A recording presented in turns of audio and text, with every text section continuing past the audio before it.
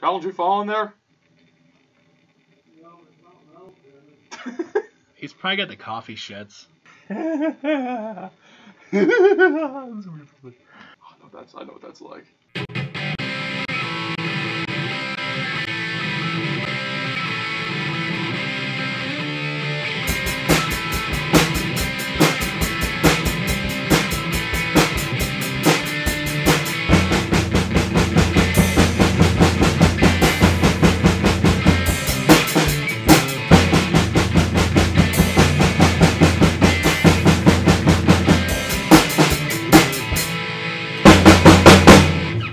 Hi everybody, thank you all again for listening to Film Asylum. We are your hosts, Colin Peters. Officer John reporting for duty.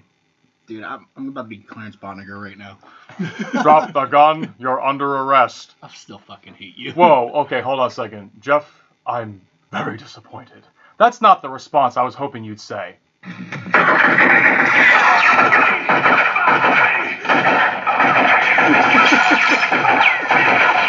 I was hoping you'd say that! What, fuck me? Yeah! No, it is.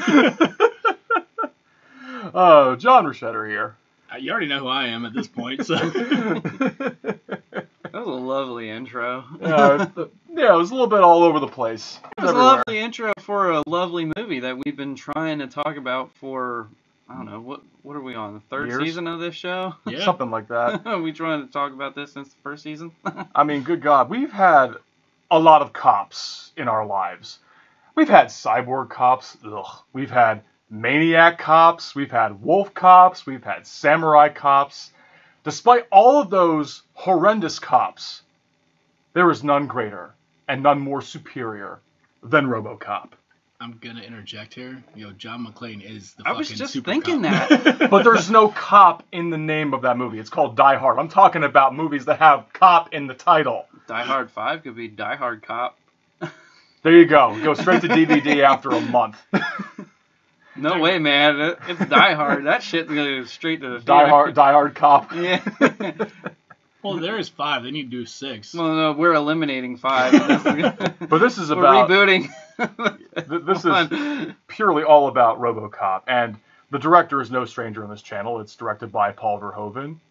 Everybody's famous controversial director who has made his great hits and then his not so great ones, which we've already talked about. But this to me, I think this is absolutely my favorite movie he's ever made, RoboCop. And I've loved this movie ever since I saw it when I was younger, even though it was horrifically violent and very ridden with foul language. But that wasn't going to stop someone like me, because this movie just... I could watch it at any point, any time, and never get sick of it. All right, well, before we get too involved in talking about our thoughts and feelings on RoboCop, let's explain to the audience what RoboCop is for anybody who hasn't listened. RoboCop is about a cop named Alex Murphy, played wonderfully by Peter Weller. It's in the future, but they don't really like time frame wise. There's no time frame no given. distant future or anything like that. All we know is that it is some sort of future dystopia where it's filled with corporate pretty much in charge of politics and states, and they're pretty much running everything. You find out they're actually in charge of the cops. They want to take down... It takes place in Detroit, and they want to pretty much wipe out Detroit, bring up this new city, but they want to win the people over, so they want to have this new cop division. And cops are getting killed left and right. Crime is on a high rise. Officer Alex Murphy, unfortunately, gets killed in the line of duty, and some new hotshot in the business says, hey, I got this program, let's try to do this, and what they need is basically a sacrifice, or cadaver, if you will. A volunteer, is how they call it. And they take the corpse of Murphy, combine him with mechanical parts, which is the true definition of a cyborg, where you take organic living organs, and then you modify them or enhance them in some ways with mechanical or any sort of objects that can just be different from outside organic human tissue. Yeah. And you got a cyborg, and then he becomes this ultimate law enforcement machine. And yeah, that's pretty much it in a nutshell, but RoboCop is so deep with layers of on the surface it's sci-fi action, Mm-hmm. but really there's political satire, there's comedy in general, You mentioned corporate greed being another layer to this story. Absolutely. And we see that especially now. Mm-hmm. I mean, and how like a lot of businesses are kind of like floating money around to like control more than anything. Also, it's very relevant to this day. Also, marketing and media and how it's everywhere and how it dictates our lives and how it's thrown in our face constantly whenever we turn on a television. Which is very prevalent right now. I mean, this movie was ahead of its time in a lot of ways, and there is some talk about cyborgs and man merging with machines from big tech guys nowadays. I mean, we haven't like actually seen anything. We have robot dogs. I'm pretty sure that they've like worked on it. I mean, we just don't know. There was one video that I remember my dad sent me. A friend of his from California sent it to him. He sent it to me. I really thought for a second that it was a couple guys that were experimenting on a robot in the desert that could actually handle law enforcement tasks. Yeah, but it was really a CGI. But it was CGI because they only showed you the clip of the good CGI. When you see the rest of the video, it stands out. It's like, oh, okay, this is really fake. Yeah, it's not real. Yeah, it's not. It was cool and entertaining because you see this robot going through this obstacle course, destroying dummies left and right and not firing when a human is in line, and then it continues firing the weapon and they can handle anything. And then you watch the rest of the clip and it's so noticeable. Yeah, even I was like, oh yeah, this isn't real. You had me for a second, but, you know, A for effort. Another really cool thing that I feel about RoboCop is it has a lot of religious aspects to it too. You guys never, did you notice it, Jeff? Really? You guys never like put the correlation of like the resurrection of Jesus in there?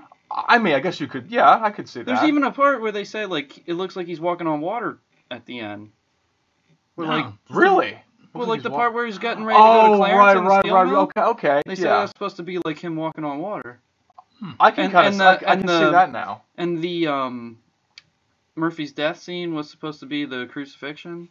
Oh yeah, because And then the resurrection was him coming back as RoboCop. Interesting. I didn't put the walking on water correlation. I just thought it looked badass because that's the environment. Apparently Verhoeven is like a big Christian, or he's a big believer in God and Jesus. I believe he wrote a book.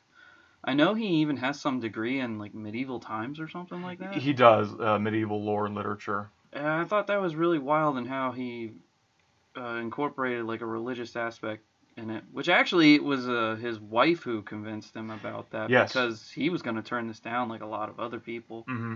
And another thing I wanted to throw in there, I also saw a correlation to Frankenstein and RoboCop as well. You can see that as well. Yeah, his wife convinced him. I think you need to read the script again because there is a lot more under the surface, because originally when he read the script, he thought it was just a mindless sci-fi actioner. Everybody did. Everybody did. Even Nancy Allen, who played Ann Lewis, which is Murphy's partner, she said, like, can we change the title? Because the title is bad. I mean, it sounds like stupid. Who would come see a movie called RoboCop? This looks like straight to DVD bin. Yeah. Straight to VHS bin, I should say, back then. Although I will say, as a kid, it was all like, yo, RoboCop? Dude, this sounds awesome. Mm-hmm. So he's son, because I think a couple directors just passed on it just because of the title itself. In fact, when the movie even starts, you just see a camera panning up to the city of Detroit. There's no credits, no opening credits, no names given. It just says RoboCop. It's like the director's telling you, hey everybody, this movie's called RoboCop. Enough said. Let's watch the movie. So you don't need like his credit in the titles, and you don't need anybody's name given before the movie actually starts playing. It just says fucking RoboCop. And then you cut right to the news segments. That's definitely done intentional. I love it. But I gotta say, my first memory of this movie was when I believe I was in kindergarten, and our teacher told us that we were going to be watching a movie called RoboCop. I heard about this. Never saw it though. I got really, really excited. And then all of a sudden, we're in the gym. We're all sitting together as a class. We're huddled together. And what do we see? It's basically some really cheap, low quality like demonstration video of a guy acting robotic, not looking like a cyborg at all, talking to kids about safety and saying no to strangers and staying out of trouble. And I thought, this is RoboCop? Oh, this is not what I imagined, because I thought I saw something else in a trailer. I told my parents that day saying, well, we watched this movie called RoboCop. My mom, her jaw hit the floor saying, they let you watch what in school? And I describe the plot, and she says, "Oh, okay, it's not RoboCop," because I was about to make a very angry phone call. And then my sisters, they're listening to this whole conversation. They say, hey John, you want to watch the real RoboCop? Follow me. So they happened to show me the part right when Alex Murphy, spoiler, if anyone hasn't seen this movie, spoiler, the moment where he gets gunned down by Clarence Bodiger's crew. That's the moment they show me, and of course they can't watch it despite the fact they're being 10 years older than me, and I'm being subjugated to this horrific scene of a guy getting butchered by shotgun blasts. So that was my first introduction to RoboCop. I didn't actually see RoboCop because I was so terrified of that moment. I first watched it with my cousin. Yeah? No. It was my other cousin. Okay. I think it was actually on TV, because I remember it being advertised, and that's actually how I got introduced to it. Like, I saw the gun going in the leg. I thought the design for RoboCop was absolutely fucking awesome, which for anybody who doesn't know, RoboCop was designed by Rob Bottin, who's a famous costume designer. He also did work in The Fog. Oh, he did? Yeah, he did the pirate costumes, and I believe he was also one of the pirates as well. Fuck yeah. The stop motion animation guy, he worked with George Lucas for some of the Star Wars movies, like the original Star Wars movies. There you go. Nice. Well, obviously, the other ones weren't even out yet. Yeah, that would have been. Well, some people, we gotta clarify. How? This movie came out in the 80s, obviously. Well, We've got a generation of people who are not up to date with certain things. That's fine. yeah, some people don't even know that the Declaration of Independence was signed in 1776. Wait, that was signed in 17... Oh man, Jeff, do you have a fond memory of this movie? Honestly, the first memory I have of this movie is when the RoboCop stabs Clarence in the fucking neck. Yeah. That's like, even when I was thinking back, I'm like, yeah, I remember watching it, but that's the only thing I remembered until like watching it again. RoboCop's got a sharp middle finger. This is great. As fucked up as that is, I'm like, I remember being young and seeing that shit. Yeah, like I was really young when I saw RoboCop as well. They showed most of that on television. That's how I saw it. I just thought he looked so cool, and that it was. Originally I thought it was kind of like an Iron Man, where it was a guy in a metal suit, and then when you're watching it, you're like, wait, this dude died, and then they just like Frankensteined him. Yeah, pretty much. That was wild. Because of corporate greed. Lose the arm, make him a full. Yeah. Make him the full robot. It's that satire coming in there where they're like, yo, hey, we saved his arm. And they're like, what? I thought you said full, prosthesis. Yeah. Smart words. But the one thing I noticed when rewatching this movie a couple days ago, I kind of wish that the movie kind of started out with the commercial of the Heart commercial. Then it goes right into the news segments. I did think the first news segment went on a little too long, because I've kept thinking, all right, what's really going on here? Come on, let's get moving. I felt like there was maybe too much of the news. I feel like it just could have been the commercial, and then it talks about the situations around the world, and then going into the surviving cop who's fighting for his life, who pointed out Clarence Bodiger, who is this old crime boss in Detroit, played by Kurtwood Smith. Fucking awesome. Great actor. He's mostly known for this, Dead Poet Society, and playing Red Foreman in That 70s Show. He is one of the best television sitcom characters ever. Ever. Him and Al Bundy, man. It's great stuff. Seriously. Red and Al Bundy need to be in a show or a movie together. Dude, nothing would get accomplished. Characters. I would just hear him call people dumbass all day, and I love it.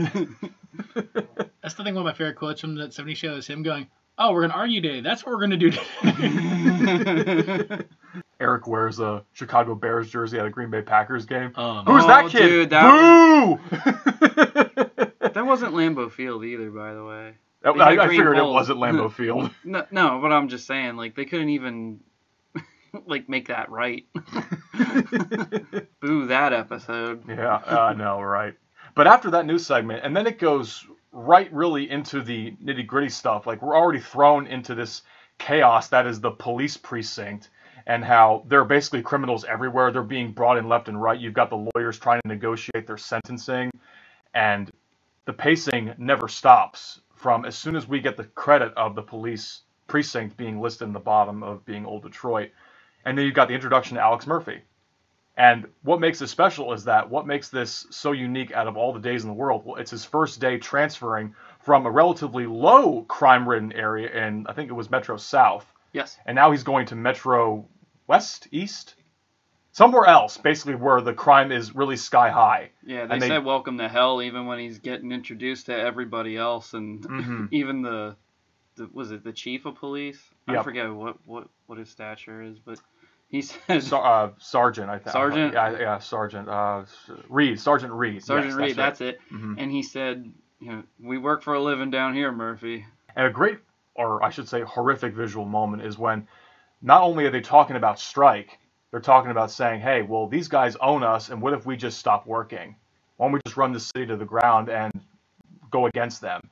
And then you got Sergeant Reed coming in and basically removing the cop's name from his locker. Very powerful moment. From the beginning of the movie that you're talking about. Yeah, the news segment about the one cop who fingered Clarence Bonniger saying, he's struggling to stay alive. Exactly, and you see he didn't make it, obviously. It's really disorganized, and they need structure, and nothing's getting done about it. Well, they even talk about how they need help, and they're not getting it. They keep saying, we're getting killed out there, everybody's dying. It's like, well, what are we doing? Why shouldn't we strike? Which, again, look at today. Look at today. I'd say even that whole moment, if you take notice, all the nameplates are slid in. They're not actually now bolted down. They're like, all right, well, this person's gonna die. Right. They're already preparing for the idea. Okay, it's very possible that these guys are one day they're alive, one day they're not. Yeah. Yeah. They're already preparing for the worst, pretty much. Talk about the worst fucking day on the job, and Alex Murphy's first day is when he gets fucking shot up. Yeah, welcome to Metro South. Welcome to Detroit in general. I mean, it's true what they say. No city is without crime. No, you could have the cleanest, most wide-open, gorgeous city in America, and there is going to be some stint of crime no matter what happens. No, it's like you can't avoid it. Oh, it's like how no matter what, I'm sure we've all come in contact with a serial killer in our lives. It's going to be everywhere. Because, I mean, let's face it, there's good and there's bad. There's healthy and there's not. There could be just some disturbed individual that just causes mayhem, Exactly. It's just moments when you see the news, when you see like mass shootings going over the weekend. It's moments like that where I just think, what if we had RoboCop? What if we had somebody like that who could reduce crime rate by 50% or more? What if we had something like that? And that's a serious, legit question. Yeah. I mean, it may not be like the most practical or moral thing to like say like, what if we take a person that's died? Because I think even when Murphy does, pass and they say things like, oh, what do you think? Should we lose the arm? And they say, well, he signed his contract and he's already dead and technically we own him, so we can do whatever we want with him. It's like, so they're saying that we basically own you. It's messed up. Which was like another moral of the story because a couple interesting facts, and it's kind of hard for me to like describe this without describing the whole story here. But I mean, the story of Peter Weller discovering the character. Like with all this being said, what happened was, I don't know if you guys heard about this, but originally the movements of RoboCop were supposed to be like very fluid, very normal. And when the suit came in, didn't work. Always tough to do. Oh, he said it was like basically like 8 to 11 hours or something just to put the suit on originally. Yeah. And then it didn't even work. And he said there's one scene where, and it's actually in the movie where he said, like, you can tell it doesn't work. And he said, Peter Weller, who's Alex Murphy, RoboCop, said he was super pissed off, and he's fighting with the director and said, I need like 2 weeks or a weekend, whatever, to like just figure something out. Yeah. He said, I can't be working every day just to get in this thing like 10 hours a day. Because that is ridiculous. We're wasting time, we're wasting film, we're not getting anything accomplished. Well, plus, I mean, 10 hours to get into a suit? Just to get in. Holy fuck! I mean, when he said it took 6 hours to do the end head prosthetic, that I can understand. That's a lot. It's very detailed. Oh, yes. And that holds up well to this day. But he was working with a famous mime teacher named Moni Akim, who was an Iranian-French war veteran, who I believe he was a teacher at Juilliard too, and he knew how to like really teach and do the mime tricks and stuff. And when he came in, he said, okay, let's see this costume. And he would say like, well, can you take parts of the elbow out? Can you take parts of the knee out? So Rob Bottin would be like working with him and say, okay, let's cut this, let's cut that. can you get some mobility here? And he said, yeah, let's do this, let's do that. And then in that process, he said, Peter, we're going to change things up a bit. And then he had him watch this old silent film, I believe, and he said, you're going to have to like put in a little bit more melodramatic type movements here, and we're going to make it like click, click, click. Yeah. And that's actually how he came up with the RoboCop movements. It was all accidental, because if the suit didn't work, you wouldn't have got that like robotic head motion or anything. And what people don't also realize is he's a prototype, so yes, they don't know if he's going to work or not. That's another thing that was made very clear. This is 90-day prototype.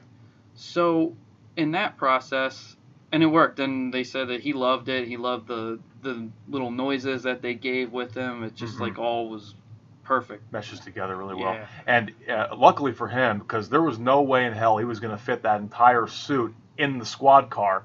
So he actually just wore the suit from the chest up, and then he was basically in his boxer briefs while driving the car in the scenes. Yeah, because the legs were way too big, and they couldn't adjust the wheel for him. There's no way you could drive a car in that damn thing. No way. That's why when you saw pictures like the poster, or when he got out for the gas station scene, it was always he was already getting out of the car. And it worked really well. Yeah, it did. It did. It meshes well. But going back to what I was saying, even to the whole owning you sort of thing, was Peter Weller was trying to rediscover what the character was like. And he said he was going through some other, like the Book of Job, the resurrection of Jesus, and I think he said he came across the story of the Golem, where there was this evil entity that came in, and the people said that they needed something to come in and help them out. And then when they eradicated the evil, the Golem was like, well, hey, where are you all going? And they said, well, we're good now. And he's like, but I'm still here. And Moni Hakim was the one who said, you got to think of it as a beast that's trapped inside this thing. Okay. And what I thought that was really interesting. That is really interesting. I like and that's actually like how he gave it more depth to the motions and the aura of the character. And it was so cool. I thought, wow, it was like, it just took me back hearing that. You know, because Peter Weller is like very big in the art history, and I believe he studied it and even taught it too. Oh, cool.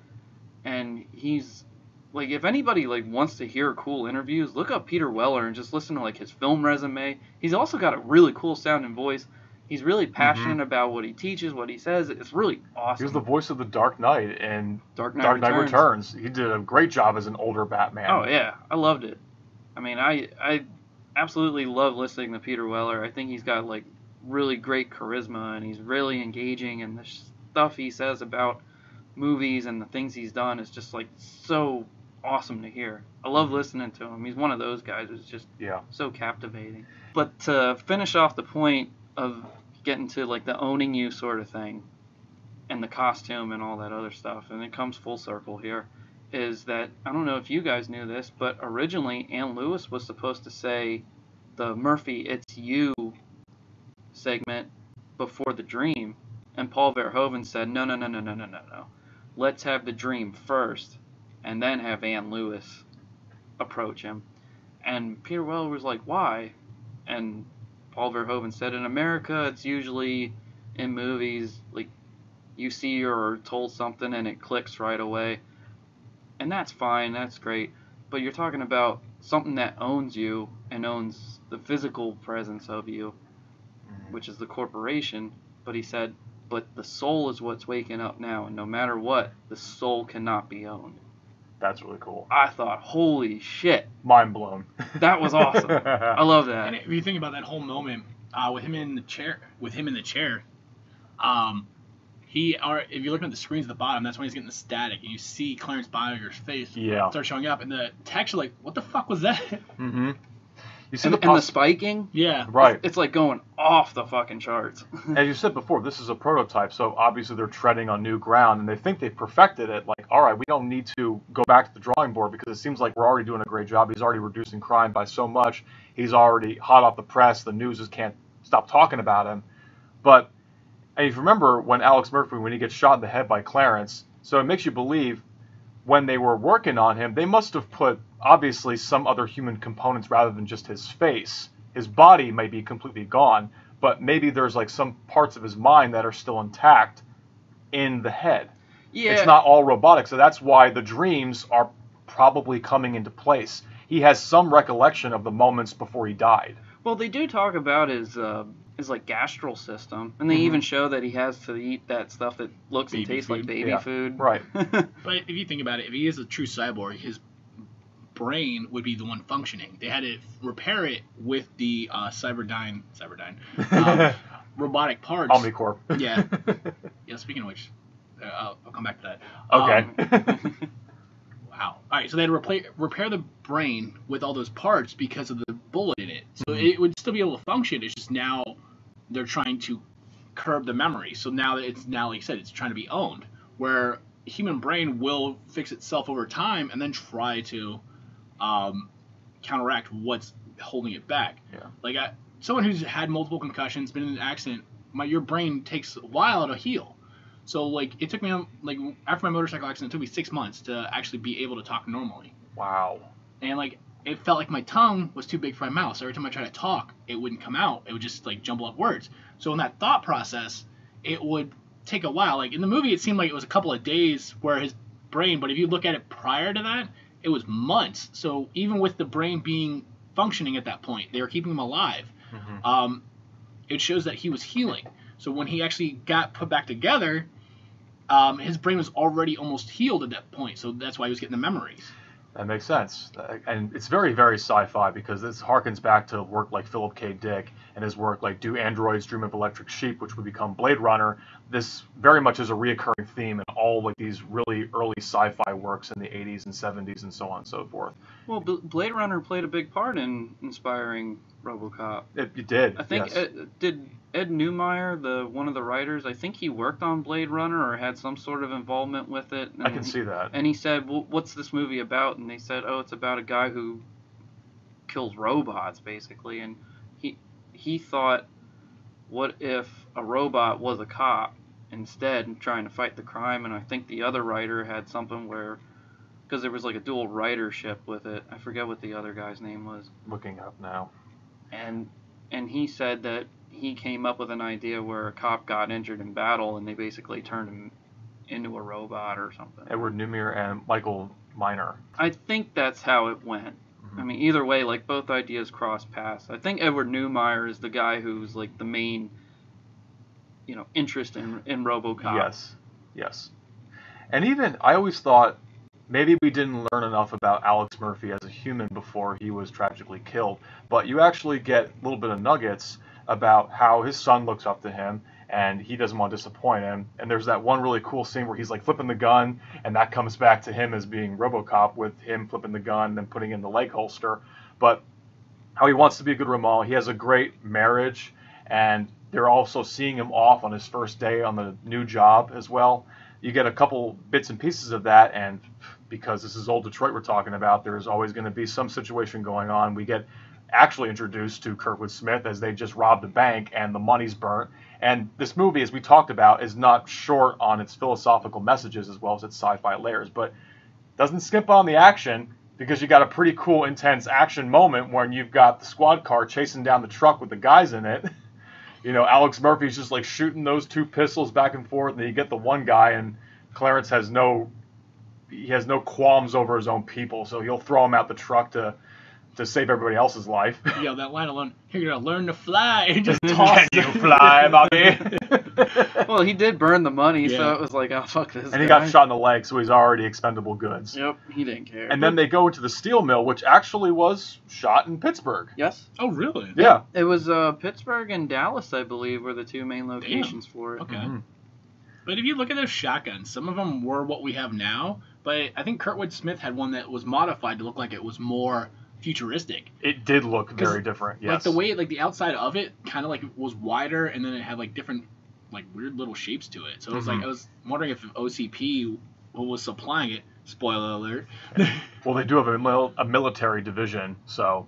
They practically are the military. Exactly. Speaking of modifications on weapons, I love this part. RoboCop's gun, for anybody who doesn't know, is a Beretta 93R, which is a step above the Beretta 92 FS and the Beretta 92, which were standard military and police uniform weapons at that time. And I have a Beretta 92 FS. It's a really solid, reliable gun. They were originally going to give RoboCop a Desert Eagle, which is that's a 50 caliber handgun. That's pretty damn powerful. It's big. In like an average person's hand, that gun is big. But they said it looks small in RoboCop's hands. We got to give him an upgrade. Yeah, I can see that because RoboCop's got all this extra armor, and even though the Desert Eagle is pretty big, it still doesn't look big enough. And it was a fairly new gun at that time, and honestly too, like anybody who knows what a Desert Eagle is, it only holds 8 rounds. Yeah, because the bullets are like this big. The bullet can put a round through a tree. Yeah, completely through a tree. I mean, it's a lethal weapon. Don't get me wrong. Like any But and that Desert Eagle is actually the one that they use in The Office, where the Ed 209 is, and that Dick Jones uses. That's supposed to be RoboCop's gun. Mm-hmm. So what they did was, because it looked so small, they took the 93R. Why that gun specifically, I don't know, other than the fact that a 93R is different than a 92 and a 92 FS because it can do a single shot or a 3-round burst, which is really cool. It's basically an automatic pistol, and at that time, the Beretta 92 series and the 93R, they were still like pretty new in the 80s yet. Like, I think the first time you ever saw them in a movie was in Lethal Weapon. Yeah. But I think they even said they had to get like federal government approval because it was an automatic pistol. Yeah, and there are moments where it obviously shoots 3 rounds at one burst because it just the way the sound quality makes it seem as though it is shooting in 3-round bursts, and he can choose to fire a single shot if he wants to. What they did was, to make it look bigger, was they added that extended compensator, and I believe it was Edward Neumeier who said, can you make the compensator look more like a casket because it's death and it's a gun? And I thought, that was a really good idea. And on top of it, that's like RoboCop's signature gun. Like they changed different grips on it, added that compensator. Even the sights are different than standard sights. It's really cool. But here's the thing: would he really need sights at this point? No, He's a fucking cyborg. No. He's got his own sophisticated targeting system. Come on, he shoots that dude in the dick. Awesome. Oh, he does. No stranger to this channel either. The guy who got shot in the dick. Deservingly got shot in the dick. Yeah, he did. Andrew Carver from Showgirls. Paul Verhoeven likes to work with a lot of familiar actors in his movies, which is cool. So everyone wants to work with him, which is great. Oh, and another thing I wanted to talk about was, because we were on the topic of like how the gun was, like the Desert Eagle was too small for the suit. They originally were thinking about getting guys like Arnold Schwarzenegger to play RoboCop because it was Arnold. It was like, hey, why not get 80s this guy? action star? Why not? What were they gonna do? Paint the fucking suit exactly. on? Exactly. They said he'd look like the Doughboy with this suit on. You can't do it. And then another guy they thought of was the dude from Scanners. Oh. And then he was in Total Recall. Yeah. Yes. Shit. Okay. Wow. His name's on the tip of my tongue, but I can't remember. Not Michael Ironside. Yes! Michael Ironside, Michael Ironside. That's it. Gotcha. Yeah, they thought about him, but they thought he was too big for the suit. That's why they kind of hired Peter Weller, because not only was his acting chops really good, but he's skinny. Yeah. He's tall and skinny. He was running marathons and stuff, so he had that slender build where it was okay, and he would fit perfectly in it. And, I mean, never mind, like, the suit complications that they had before, but still, it was, like, I could see, and it kind of reminds me of like a Captain America effect where it was like, okay, this unfortunate thing happens even though he's an established and well-accomplished cop, but the enhancement, was the RoboCop like after Captain America gets the serum. Yeah. That was pretty wild. That's pretty wild. They could have had Arnold Schwarzenegger play the Ed 209. Yeah, probably. Speaking of that Ed 209, it still looks really damn good, even though it's stop motion. I love a good stop motion in any movie. And what better way to introduce that motherfucker than to have it gun down this poor office worker because it malfunctions, Mr. Kenny, who's holding the Desert Eagle. And if it wasn't clear enough how Paul Verhoeven wanted to really exploit the idea of violence in American culture, he has this guy getting ripped apart by a giant machine gun literally butchered by a war machine, and just for good measure, he's going to hold the camera a couple extra seconds of a couple squib effects of this guy's chest being caved in. Isn't it 2 Gatling guns too? It might as well be. It's railgun, where the fuck? 2 railguns. I'd say railgun. Yeah, and this thing was gonna possibly kill everybody in that office, so they had to push him aside because it kept targeting him. Yeah, and that scene was based around Miguel Ferrera's character, who's Bob Morton. He's the young hotshot who developed the RoboCop program, and he wants to be this up-and-comer in the company and be this new big shot kind of a guy. He's young, he's enthusiastic, but he's constantly getting shot down. Dan O'Hurley plays the guy who owns OCP, and he doesn't even have a name. They just call him the Old Man. Old Man, that's his name. And Ronnie Cox, he plays Dick Jones, who's basically the second in command. And I thought it was actually really wild to hear that Kurtwood Smith auditioned for Clarence and Dick Jones. Okay. And he didn't even know who we got when he showed up on set. Oh wow. Yeah. They just he thought he was gonna get Dick, and then here he got Clarence, and he was like, oh okay, well, like whatever. I'm glad because I do like him as Clarence Boddicker. Oh yeah, you know what? Another thing about RoboCop is that they got so many fantastic actors and characters that are doing such good jobs in this movie. Like Nancy Allen, she's absolutely fantastic in the movie. Oh yeah. The villains, all the villains are awesome. But she usually plays the 80s mom. Yeah. Nancy Allen, that's right. I mean, like we talked about before on Paul Verhoeven's female characters, they are not damsel in distresses. They can handle themselves and they can kick ass. I mean, her introduction when Alex is standing there and she walks in with a perp, and the guy starts fighting, she straight up kicks that dude's ass. Oh yeah. Slams his head against the wall and he's secretly impressed. Almost like there's almost something that could be between them, but then you realize he's married and he's very faithful to his wife. But it almost lends the possibility it could be a love interest. Are these two going to be love interests at all? And that's not the case at all, absolutely. But I think Paul Verhoeven didn't really want that either. He wanted to let you know that there is a camaraderie, like an instant camaraderie, but I think he wanted more of a brother-sister kind of thing.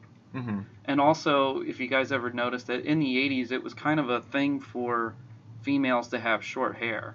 Like, especially if they're playing masculine kind of characters. Like, Sigourney Weaver cut her hair for Ripley. Nancy Allen did it for RoboCop. And I think part of that was also just because, like guys at that point then, it didn't give you something to hold on to. It wasn't like a weapon for anybody to use against you. And he also said he wanted to take away any sort of sexuality. Did Sean Young in Blade Runner, did she have short hair when she was Pris? I don't think so. It was kind of curled up. Curled up, okay. Yeah, but you really didn't see it until they were in the bedroom scene. Yeah. Okay.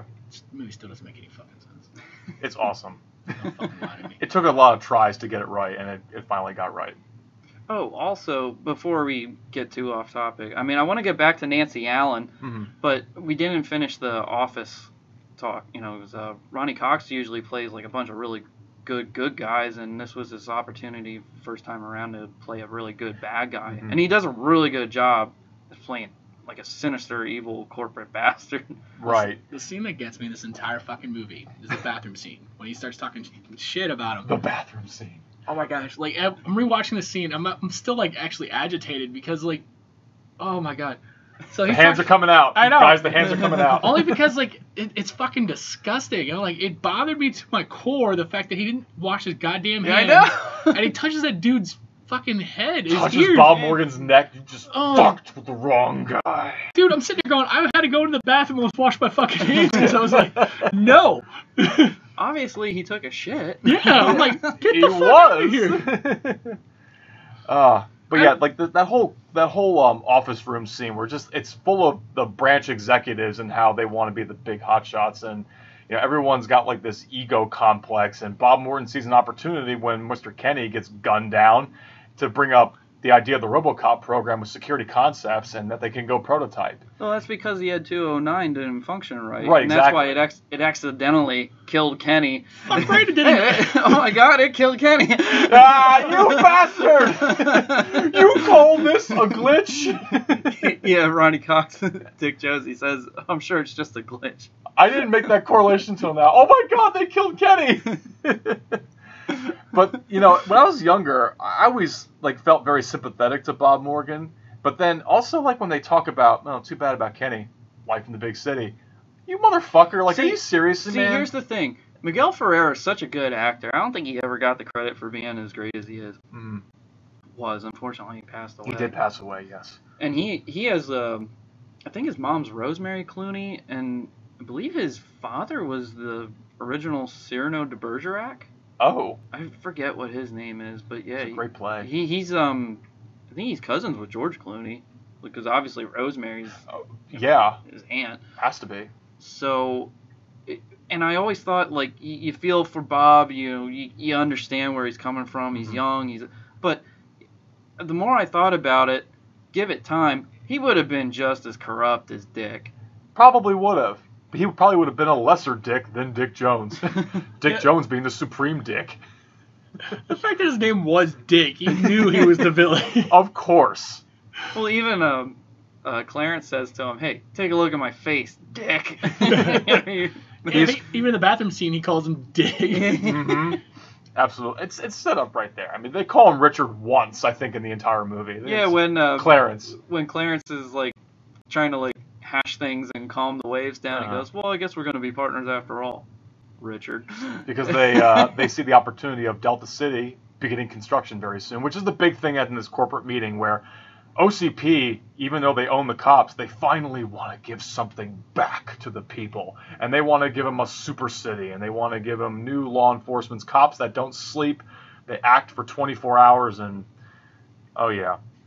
And to be honest, the ET 209 is very intimidating, and if it would have worked, it would have done its job. Who the fuck would mess with that thing? Yeah.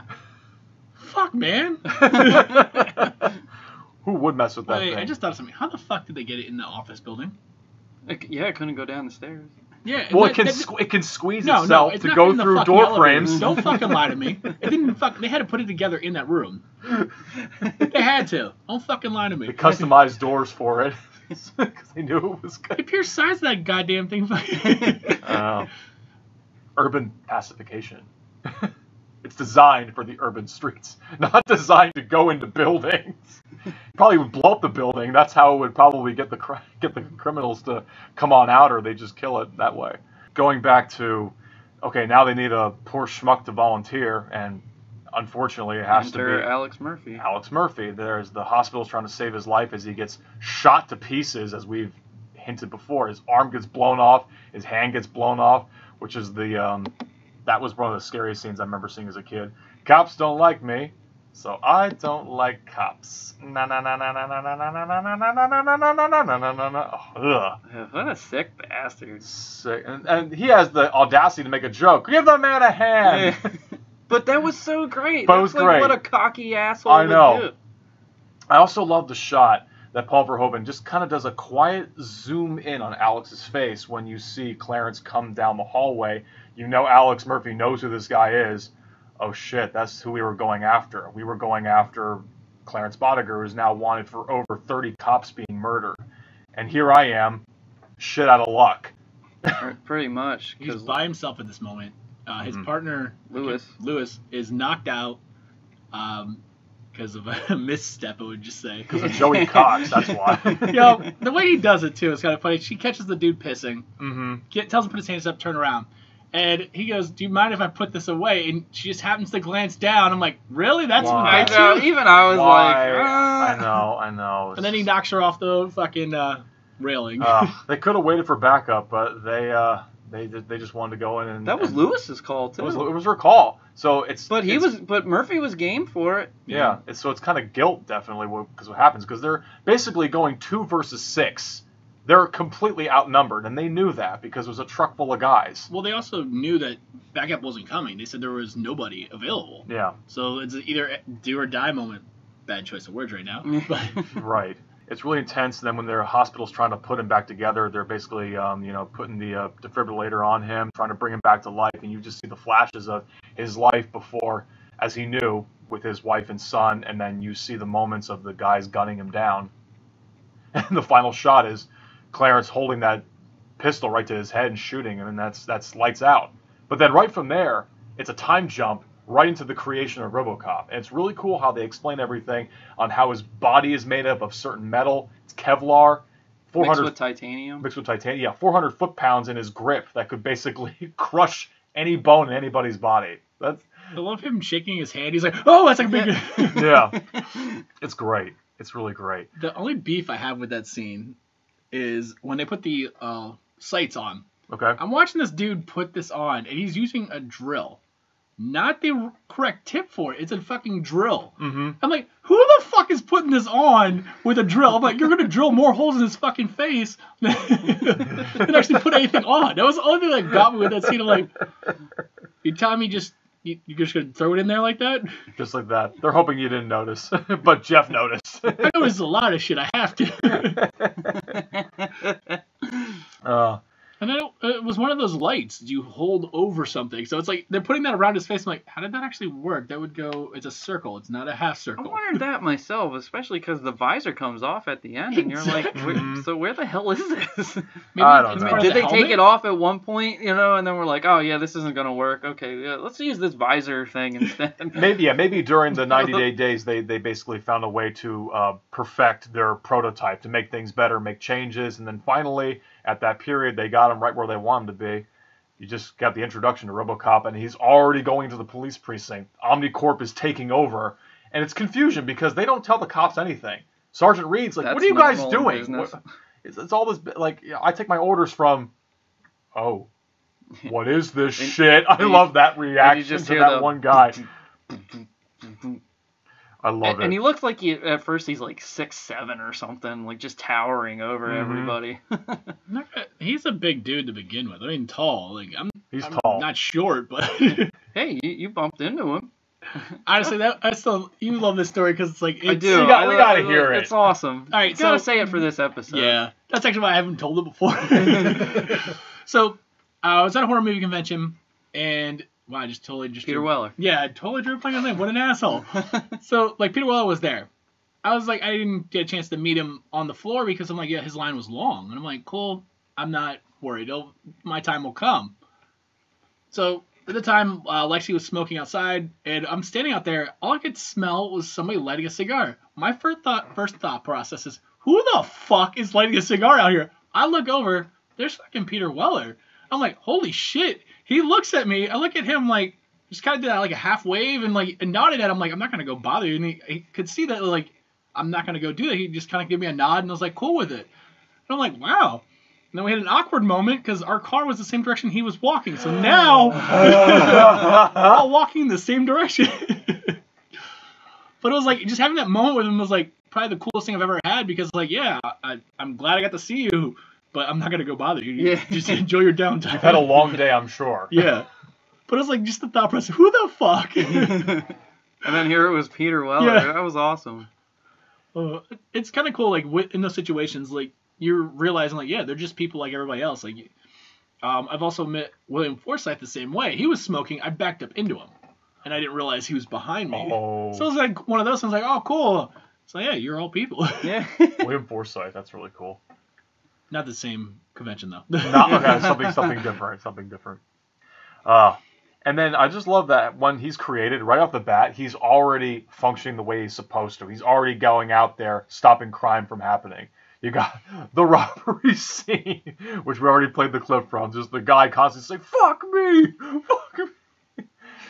I love RoboCop's lines. Like, he may not, like, swear or, like, say, like, witty lines, but he says just the right stuff. Thank you for your cooperation. Good night.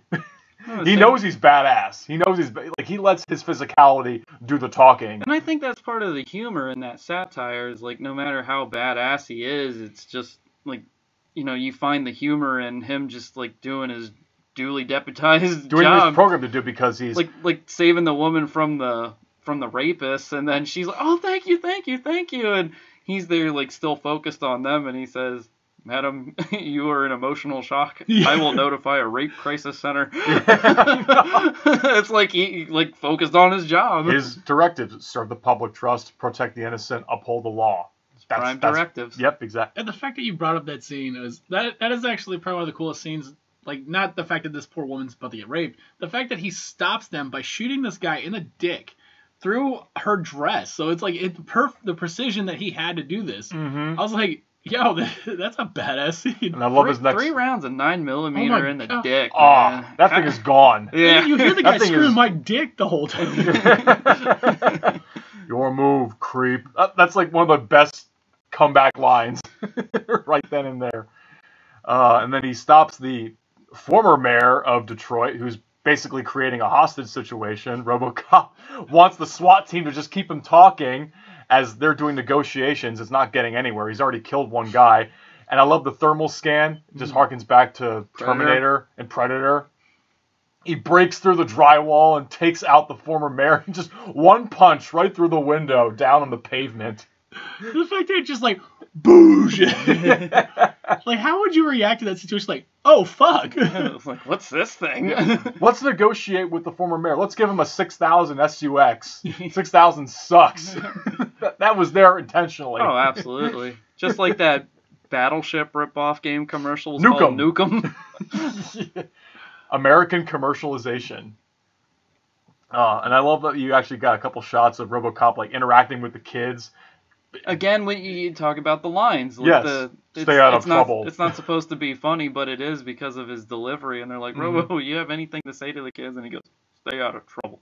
I don't have anything else to say except do my job. Yeah. He's on a program. Yeah.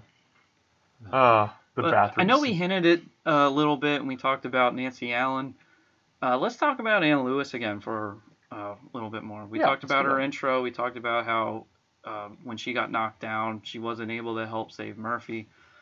But she plays an integral part, not just as his partner, but also as like a really badass female in movies in general. I mean, Nancy Allen was fucking awesome in this movie. Mm-hmm. Absolutely. Also, a little bit of trivia. Her and Peter Weller have the same birthday.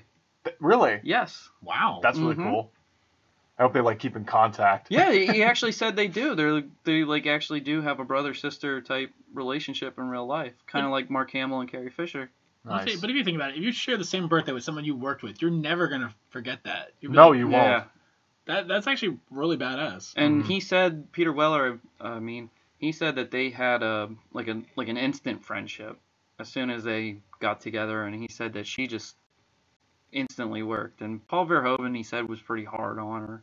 Really? Probably because he's foreign and they view women differently over in Europe. So it's, when you come to America, it's like, Kurtwood Smith told the story where when the death scene where Bob Morton has the two models over and they're doing cocaine and he wants to get it on with them, and then Kurtwood comes in and drops off the DVD with Dick exposing himself. Not Dick exposing himself. Dick exposing himself. Hello. He's the bad guy. Boy. But and then Kurtwood drops the grenade in, and Bob Morton dies from the grenade blowing him up. Mm-hmm. But what happens is Kurtwood enters and says, "Bitches leave." Verhoeven thought that bitches was just like a slang term for women. And he said, like, "Okay, bitches, come on set. Okay, now bitches, you may leave." And they all laughed at it, even they didn't take offense to it, they said, but still they were like, "Paul, that's really not what you say about women here." Oh, really? Which I thought it was really funny. It was on a bonus feature on the Blu-ray. Oh my god, I didn't know that. They said he didn't know, but oh no, it was really funny. So it was like an innocent moment with a word that he really didn't understand. He just thought. Well, he even had a joke too, where there's a director's cut that's out there where there's like they show more of Kenny getting blown up. They show more of Peter Weller getting shot up. They hyper the violence. And they said, like, "What'd you think about the MPAA coming after your film?" And Verhoeven was like, "I didn't even know what the MPAA was. I came to America and thought it was a free country." Yeah. He's got a sense of humor. Yeah. Oh my god, that's funny. Oh, Jesus. It's a good scene, though, too. I mean, he doesn't have to say much, Clarence Boddicker. He basically just, because this is really much Dick Jones's kill, going after Bob Morton, because after that bathroom scene saying, "You better pray that monster doesn't screw up," even the other employees are warning him, saying, "You better not cross this guy, because we've heard his reputation is pretty strict." Yeah, we didn't know how far he'd go, but now we know how far he'd go, because now we know he's in league with Clarence. He's in league with one of the biggest gangsters in the city. Yeah, he has his back the whole time. It's no different than saying something like, oh, here's a thug that's hired, but if you go to jail, all we got to do is just pay the lawyers and pay the judge off, and you're going to go away scot-free. Boy, doesn't that sound familiar. Yeah. I was like, this is literally what they did, and then they gave him new cars. Yeah. 6,000 SUXs. It's just that. Supplied their armory yet. Yeah. That's how Clarence gets the Cobra assault cannons at the end when they say, oh, you guys we want you to, finish RoboCop off. Oh my gosh. Oh, yeah. Because at one point, RoboCop does start getting his memories back, and he goes back to his old house, and that's when things start clicking more. Like this is after the dream, and also Ann Lewis once again, she approaches him as he's walking after the dream and says that line, "Murphy, it's you," and then things start just coming back to him. He recognizes one of Clarence's goons and says, "Hey, wait a minute, we killed you." Yeah, I almost feel like that was accidental. Like he was going on a warpath. Like, I can't sit down. I got to go out there and stop crime because there's a crime being committed right now. And he just happened to say, because when he was a human, Alex Murphy, he tells the one goon, dead or alive, you're coming with me. And some of his memory is starting coming back. And that's what he said. And he says it to the goon, dead or alive, you're coming with me. And that's when he says, I know you. You're dead. We killed you. It's almost like it was an accident. Like he just happened to show up at the right place at the right time to figure out that information. And then you get this investigation after the gas station blows up, and then the one guy gets horrifically wrecked on that motorcycle. God bless that stunt driver, because holy shit, that looked real. That was sick. Oh, and yes, it's not just a fancy middle finger. It's actually designed to encode yourself into the computer mainframe at a police precinct so that you can look up. Well, you gotta hold on. You like totally jumped. We've been jumping all over this one. I know that, but you gotta say, like, after that incident, Murphy, RoboCop goes back to like the records room or something. Yes. And they say you're not supposed to be in here. And then he looks at this one dude and just like does this thing with his hand where his fingers and knuckles go down and the spike comes out. And it looks like he gives a middle finger. And then he plugs in, finds the guy who said, I think his name's Emil. Emil. Who's part of Clarence's gang. Dude, his fucking hair is what bothered me. I know, right? Oh, I know. He's a known actor. He's been in a couple films. He was in like the Blob remake, and he was one of the security prison guards in Shawshank Redemption with Clancy Brown. So he's been around. Yeah. That's the one goon that I recognize other than Kurtwood Smith. Well, Ray Weiss, who was Leon? Yeah. Okay. He was the human version of Swamp Thing. Oh, he was? Yes. I didn't know that. And I believe he did the voice of Commissioner Gordon in the Killing Joke animated movie. Oh, cool. Okay. Yeah. So he's had a good career, too. Nice. He had a fair share of movies and TV shows on his resume. But then going through the known suspects in the database. Yes. With that spike terminal that you're talking about, that's where he finds pretty much all of them. And then he goes to Clarence. And Clarence has, like, everything under the sun. Like rape, theft, and narcs. Well, they said 30 cops. He's responsible for killing possibly 30 cops.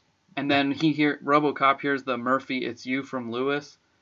And then he finds his name in the list of the cops that he killed. And then that's when his face pops up and it says deceased. Oof. Then he goes to his old address because he finds it there on the screen.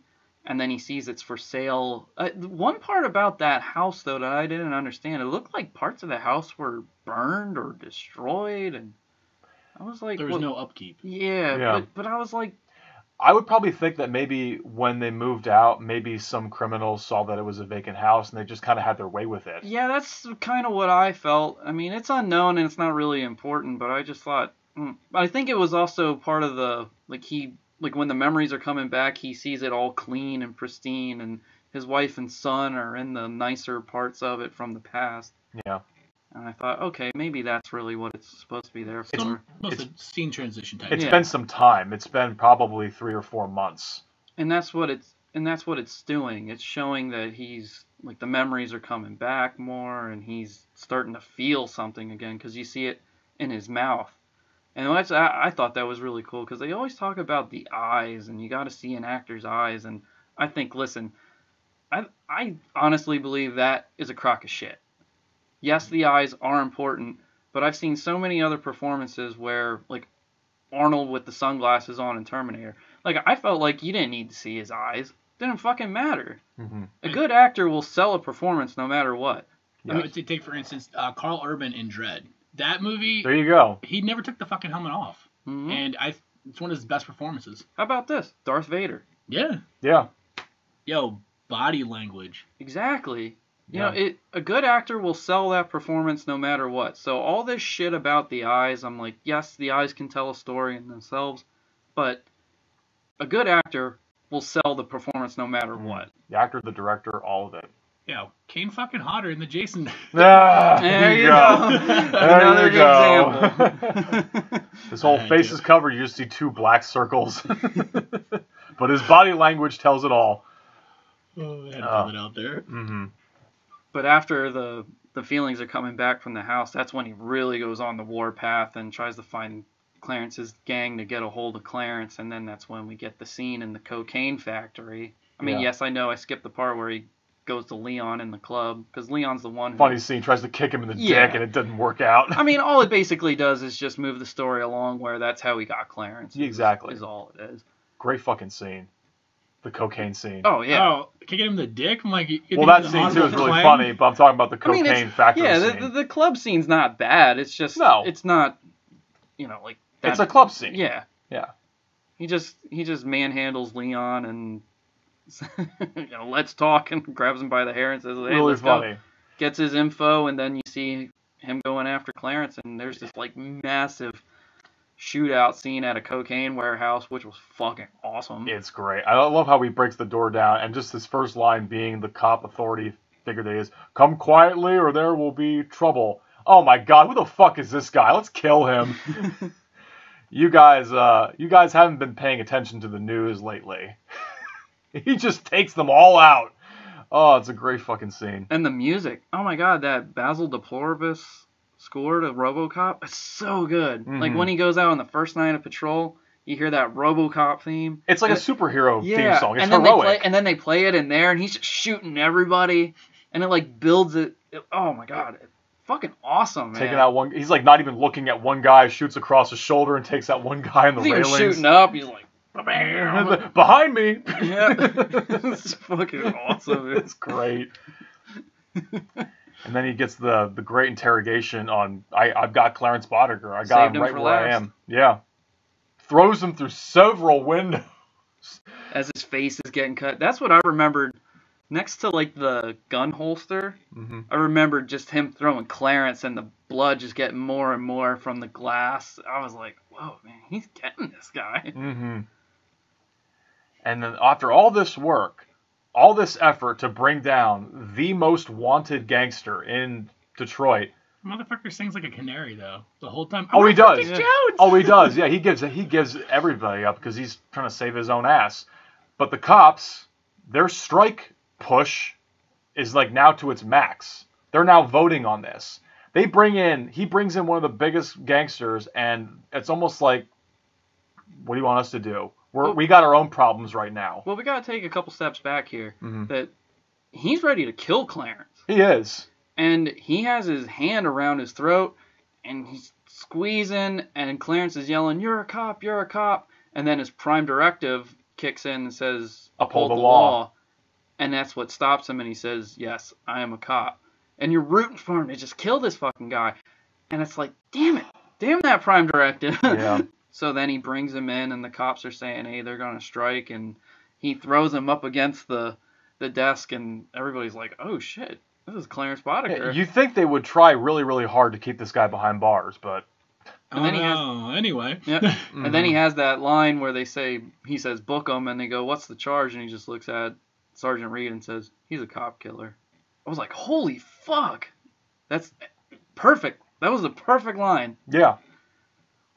I'd say that, finding him in a cocaine warehouse. Yeah. I've got... Never mind the other 30 fucking things. I've got a lot of evidence at this location. I probably reduced crime by 40% in just one afternoon. Yeah. Killed all the people in there. Yeah. Okay, this address you got to go clean up real quick. Right. So you don't have to worry about striking now. I just did all your jobs right there. Yep. I mean, even like one guy during like the really cool target scene shooting sequence, everyone's target practicing, and then RoboCop's obliterating this target with his gun. The one guy says, "What are they gonna do? Replace us?"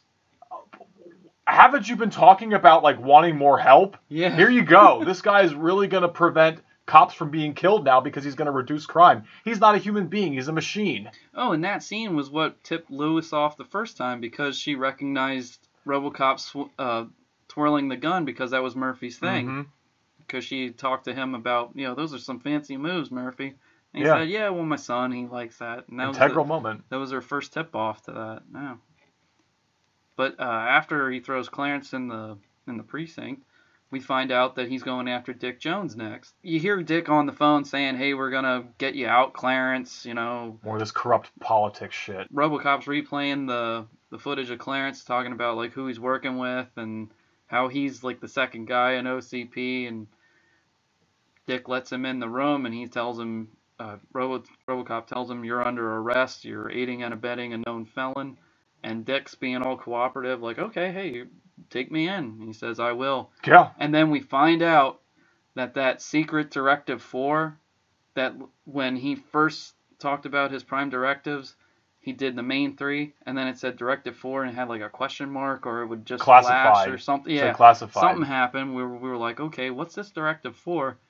It kicked in, and Dick Jones said that was his little contribution to make sure he didn't arrest anybody that was a senior officer of the company. And it's like, oh, you son of a bitch. So many layers to this. What a fucking scumbag.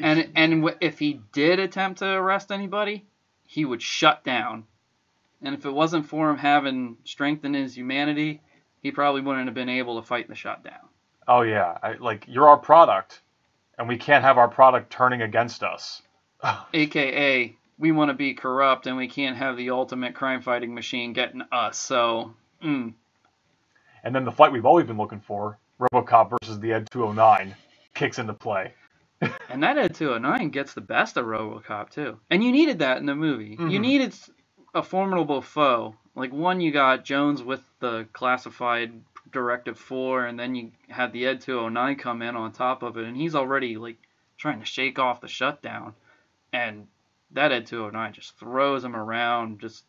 Yeah, like a rag doll, just gunning him down with those Gatling guns. And it has rockets, too, creating all kinds of destruction. He's getting battle damage, which is a really cool look for RoboCop. And then at one point, like, the visor gets broken and you just see his eye. That was really neat. I really like that shot. And the way how he escapes is he goes down the stairs, and the Ed 209 is so huge that he can't make it down, and he attempts, and here he just, like, clumsily, like, falls down. Mm-hmm. I just love the fact that you see it trying to, like, step down, trying to figure that one thing out, and it's like, nope. Yeah, tumbling down. Was it fucking roaring, though, when it, like, fell? It has, like, it has the speaker of, like, a tiger or something, to try and make it sound more intimidating than it already is. Give it more vocal quality. But Dick Jones already made the call to the cops and the SWAT team. They're already waiting for RoboCop down below. Not once, but twice, he gets gunned down completely. And he's powerless, unable to stop anything that's going on because his directives can't go against cops. And there were those 2 cops that were saying that they wanted to strike, and you could tell they wanted to be good cops. And when they said, okay, we're going to fire, they were like, wait, what are you doing? He's a cop. Yeah. And then they said, we got orders to destroy it. Who was that guy who was on the loudspeaker with the mayor? Mm-hmm. Who kind of gave RoboCop a rough time and was like, what are you doing here? He wants to be a cop on TV. Yeah, he wants to take all the credit. And now this guy, this hotshot robot is coming in, taking all the spotlight from him. And it's like, well, if you were doing your job right the first time, guess what, dude? Yeah, and here he comes in. He was probably paid off, too. Probably. I mean, he came to Dick Jones's phone call, so... It's got to be a corrupt cop. Not surprising. And then you see him just, like, protecting his mouth. And from what I understand, though, like, even though he was protecting his mouth section, like, he could have been shot there from what I understand, and it wouldn't have done anything. Yeah. I think it just added more to the effect, like, oh, shit, yeah, protect yourself. Oh, the humanity. He still thought he was part human, so he's that's a blocking the speaker. He's blocking his mouth to protect that one part that's still human. Yeah. And that's where the Frankenstein part comes in, too, where it's like they're turning on the monster. Yeah. It's like he was a hero, and now all of a sudden it's like, oh, no, we don't want you. Or that Gollum story, where it's like, okay, you did our job, but but there's a misunderstanding with it as well, and and then he escapes, and I mean he barely, because at one point they shoot like part of his, like the back of his kneecap or something, and he's crawling. Yeah, because he's like not functioning properly, and the bullets are just starting to, there's like so many of them that are just starting to pierce the titanium. And the music playing there, and the shots of him like getting shot up with the lighting and stuff. It's a really, really cool shot and a powerful scene that it's like, yeah, why are you doing this to him? He's not indestructible. Like it shows that he's But vulnerable. it's also the, like, he's like helping you guys, and you're just destroying him because this asshole, called you guys in. It's like, hold on, like, you gotta hear him out. Let's think about this for a minute. I know he's a cyborg, but it's like this, this isn't right. I mean, we as an audience definitely know it's not right. They don't, so there's this like tug and pull, with tug of war going on. With emotions there. Thank God Ann Lewis then shows up. She saves him.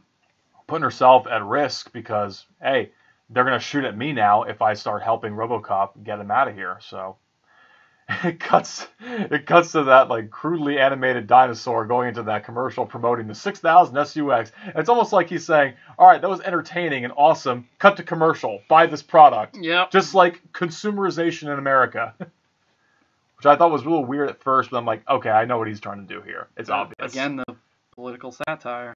Just like after just one day, Clarence Bodiger's free. Up and walking. He's in a suit. His face looks like shit. He's putting the gum on, Barbara's little name tag there. I'm here to see Dick Jones, but why don't you and I connect later? It's like, oh my God, what a scumbag. They had that conversation, and obviously they're not happy with one another because he gave him up. Otherwise, this whole fiasco, this war breaking out in the hallway wouldn't have happened. Well, not only that, but Dick's afraid because now he's risking getting arrested. Yeah. Because RoboCop's still alive. Yeah. And he wanted him dead. He wanted him eliminated. So he said to Clarence, now you got to handle it. And first Clarence is like, your company built the fucking thing. Why do you want me to deal with it? Yeah. We've already dealt with this thing.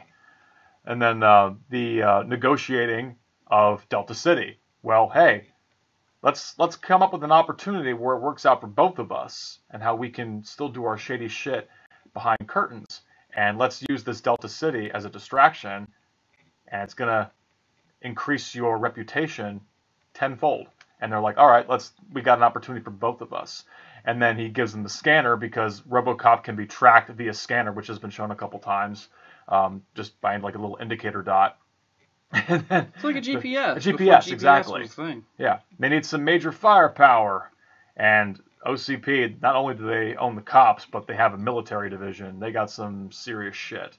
But I also, and right from there, the cops going on strike because it's made very clear through the commercialization as well as Ann Lewis's dialogue, which is essential. Cops are ready to walk out. The city's going to be taken over in a matter of hours. We know this for a fact because we're tired of risking our lives and we're tired of not getting the funding we need. And I like how it takes back to the Steelhouse because that's the one place they know no one will go. It's a place where they can be secluded, and then you get the rescuing of the gun as well as the drill, and then you actually finally see what's under the visor with RoboCop. The steel mill is also symbolic because that's where Murphy died. Exactly. And in another way, as you said, when he gets the hand drill and he takes the visor off, it's also like him coming back in the same place where it all started. Yeah. And if you ever noticed, his voice changes in that scene as well. A little bit, I noticed that. A little bit? It's pretty obvious. Like the first thing he says is like his voice is like so lighter tone. He says, "Did you get the gun?" It's not, "Did you get the gun?"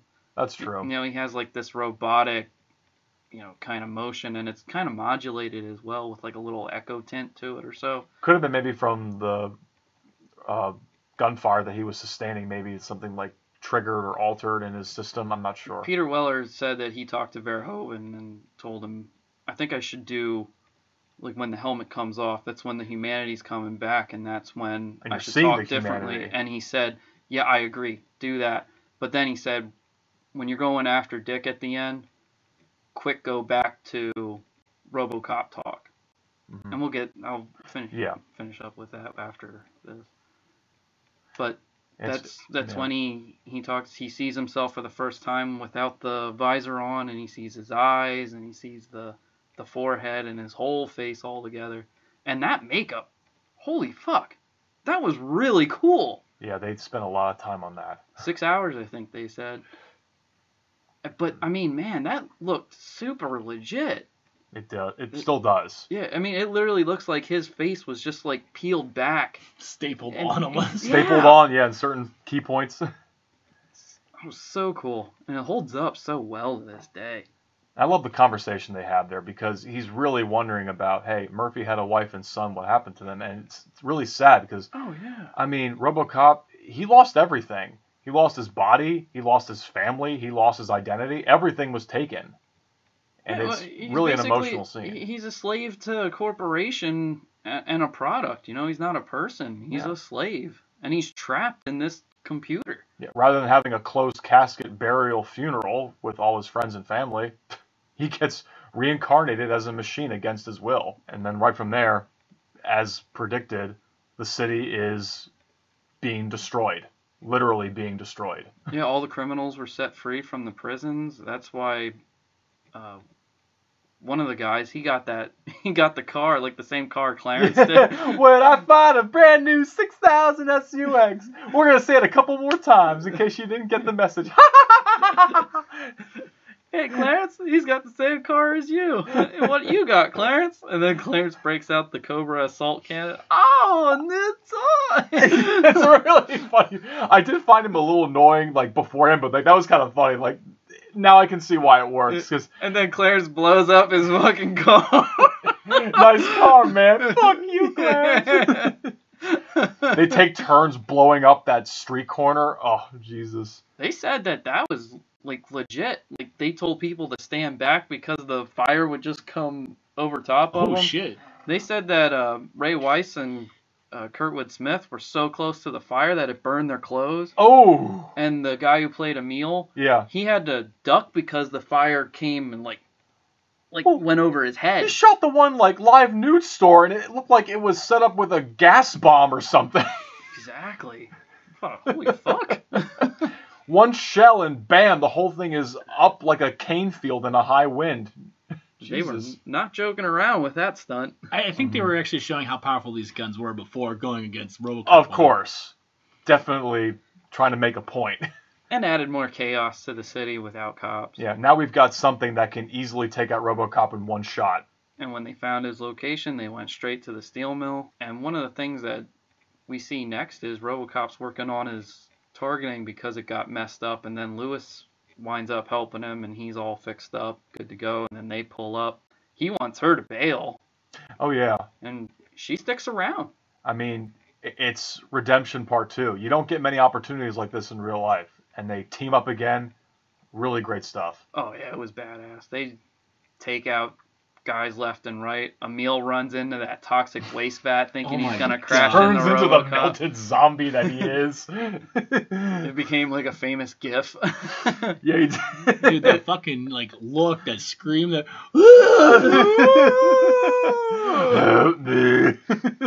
Freaks out Ray Weiss. He's like, don't touch me. And then Kurtwood Smith hits him with the car, and he just disintegrates. Yeah. He literally disintegrates. You see his head roll off. And Kurtwood Smith just goes, shit. Yeah, he literally turned into shit when he hit him. Oh yeah, and then you got the police chase. You got Lewis chasing Clarence. He gets thrown off the side, and then you think he's dead, but he starts shooting Ann Lewis. Yeah, and then you think she's done dead. for. And he's getting ready to tag her, and here RoboCop's like, "Yo, I'm over here, walking on water." But then Clarence sees Leon walking to the crane hoist and controls, and he's thinking like, "Oh, okay, you got me," and he's just playing off the timing of like delaying everything. And RoboCop says, "I'm not arresting you anymore," and he's like, "Whoa, whoa." Like trying to delay the situation more. You're taking this a little seriously, aren't you? Come on, Leon. Come on. Drop it.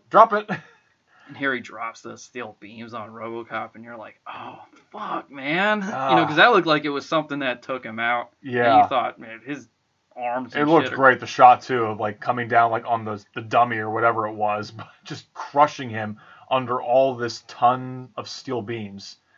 But I love Anne Lewis got one shot at one of the people responsible for changing her life. She was able to get the kill of Leon. Yeah. I got him, Clarence, I got him. Boom. Oh, that was great. I'm like, give her one kill, give her somebody, and they gave her Leon, which is great.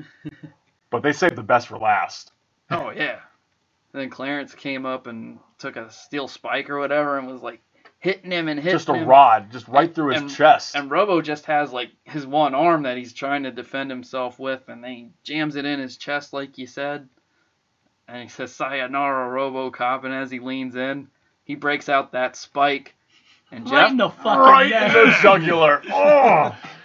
Oh, You see like this bag of blood dropped on his chest. oh, it was awesome. Oh, it was great. Like that was the best kill of all of them. Like, and he gets it the worst, which he obviously deserved the worst. Absolutely. because he was a piece of shit. He gets to struggle. It's not a quick death. It is a slow, painful, agonizing death. Oh man, it was everything you wanted to see. It was like, yeah, get this fucking asshole. Mm-hmm. And what a way to do it. It was awesome. And then he's yelling for RoboCop's yelling for Lewis. Lewis, and she goes, Murphy, I'm a mess. It was kind of funny. It is. It was good. They'll fix you. They fix everything. Boy, oh boy, isn't that's the line to remember. Yeah, but we're not done yet. Nope. He pushes the steel beams off, and the next thing you see is he's pulling up into the OCP building. Wait, hold the fuck up. So he was struggling to get these beams off. And then he's just like, oh yeah, shrugs his bitch off like it's nothing. Yep. Let's do this. And like, wait, what? But you got a cool death scene out of it. Yeah, you do. But You're, Dick like, Jones... stunned for the moment. Now I'm like still thinking about it. You fucking... What, you're just stunned for the I moment? think like, maybe he's trying to process like what's going on, like what just hit me, and okay, defending his life, fighting for his life. Now he has time to focus. Now that the threat has been neutralized, now I can focus all my strength. He's got 400 foot-pound strength to push all of this steel off of him, so he's got the strength to do it. And we're just led to believe, yes, he did, obviously, because he pulls up in that parking lot, and who does he find? Oh yeah, my good old friend Ed 209. There's more of you. Because Dick Jones is having a meeting again, trying to push the sale of the Ed 209 because that's his thing. He's big in getting the military contracts, and Yeah. it's so typical of corporate America where, like he said, he doesn't give a fuck if it works or not. An as long as- opportunist among opportunists. We got a strike going on. Okay, instead of the cops, let's replace all the cops with Ed 209s, and that way we can prevent crime from escalating even more in the city. And even if it doesn't work, hey, we're making millions and billions of dollars from this stuff. It doesn't matter. You know, Yeah. people are just going to buy into this shit, and that's just the way it's going to be. Again, sound familiar? Yeah. I just love how Ed 209s take one shot, one kill with the Cobra Assault Cannon. Boom! He hits him right in that grill, and what they didn't really specifically talk about was his weakest point is in the front of the fucking thing. Renovation and spare parts for 25 years. Who cares it worked or not? He doesn't care because that thing is susceptible to a simple cannon shot. Boom. Yeah, not everybody has that, but still. No. No. But I love the look on RoboCop's face when he's like, bye. And then the fucking thing's doing this, like, it's on the two legs, and you see this little, like, twirly thing. And then when it falls down, the, like, glitches, like... Yeah, flaps. That's great. Oh, it was awesome. Good little comedic effect. And Dick Jones nearly shits a brick when he gets a greeting from RoboCop thinking, you were supposed to be dead already. Nope. It's such a great scene. Well, he goes back to the RoboCop voice in this scene. Mm-hmm. He's got a duty. Yep, and he says Dick Jones is wanted for murder. And the old man's like, these are serious charges. Can you prove this? And again, he takes the terminal spike with Clarence's blood on it, plays it in front of everybody in the board that he said, Yep. I had to kill Bob Morton because he made a mistake. He did say that line before they started fighting in the office. They had 209 RoboCop. Yep. He did say that line, so he got the recording. He recorded everything that he said when he made his first encounter with Jones. And everybody's like, oh. So he wants to get the fuck out of that office, and he takes that. Like, why the hell is that Desert Eagle still in that office? I don't know. In a display box, and it's bizarre. Maybe it's a golden, because it's a golden Desert Eagle. It's valuable. I don't know. Well, it's silver. I know. It's silver gold with gold plates on it too. But he uses that, holds Dano Hurley, the old man, hostage, and says he wants a chopper, wants to get out, and Directive 4 still can't do it. And RoboCop even says, my program won't let me arrest an officer of this company. So then what does the old man say? Dick, you're fired! And RoboCop just goes, thank you. And then the directive just goes away and fires, was it like 9 shots in it? Like at least 9 shots. And you probably get the worst shot ever when Dick finally like goes out the window, and it's like really bad claymation version. It's a little, yeah, it's very noticeable. That's probably the worst part of the movie. Maybe they ran out of the animation budget. I don't know. Fuck it, it's the end. Let's just it's throw the it end. out. He's dead. We see him dying. We hear his death scream, and he hits the pavement. And after he hits the pavement, he swings the gun back, like does the little twirl, puts it back in the leg holster, turns around, and then the old man says, "Nice shooting, son. What's your name?" And then it's right then and there. He goes back to the human-sounding voice, and he just says, "Murphy." And it's that full circle of he found his humanity again. Yeah. Cut to black, RoboCop. The character arc is complete. Yes. That is brilliant filmmaking, brilliant storytelling. Absolutely. Can't get any better than that. From just beginning simply to Murphy. end, man. It was. I heard Peter Weller say it before. It was like, there's nothing like RoboCop. He said he's not a big fan of sci-fi, and he also said that he doesn't really have like he said Star Wars is entertaining, and I find some sci-fi entertaining, but Star Wars doesn't stick with me. He goes, RoboCop sticks with me. And I agree. Like, if somebody were to say, what's a better movie, Star Wars or RoboCop, I'd say, oh, RoboCop, definitely. There's so many layers and depth to that movie that it makes a better movie in general. It's like I agree with Peter Weller that Star Wars is entertaining, but there's so much more to RoboCop that makes it such a good movie that And it's a story well told, all within an hour and 40 minutes. Something like this, if it was bloated, it would go like past the 2-hour mark or so, but it was able to contain this entire story in such a very quick runtime, and that's all due to great pacing. But yeah, RoboCop, coming to terms and solving his own investigation, his own murder, and then the character coming to full arc. And during this, I was actually conducting my own investigation, and I have to say that Jeff Manfred is wanted for slander. Oh, yeah? Yes, my program will not allow me to act against a co-host of this podcast. You might be thinking, well, John, these are some serious charges. What is your evidence? Well, it's actually this clip here. You are a dick. What's the difference? You are a dick. What's the difference? You are a dick. What's the difference? You are a dick. What's the difference? There you go. There's my proof.